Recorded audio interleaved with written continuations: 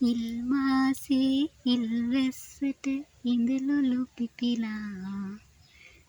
මට ගීත ගායනා කරන්න නම් හැකියාවක් නෑ.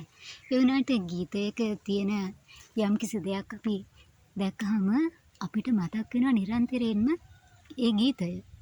ඉතින් ඒ ගීතයේ කියන ඉඳලොලු තමයි මේ පිපිලා තියෙන්නේ. ඔව්, ඉල් මාසෙට තමයි මේවා පිපෙන්නේ. මේ හතු විශේෂයක්.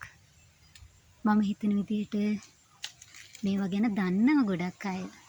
ඉතින් මේ ඉඳලොලු රසවත් කෑමක් විදිහට පිළියෙල කරගන්න පුළුවන්.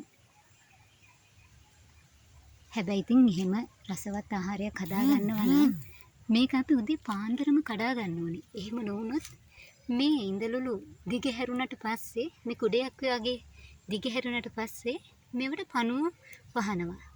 එතකොට මේවා ආහාරයට සුදුසු නෑ. ඉතින් මම වෙනදා නම් වෙන අවුරුදු වල නම් ඇත්තටම බලාගෙන ඉන්නවා මේ ඉඳලොලු පිපෙනකන්.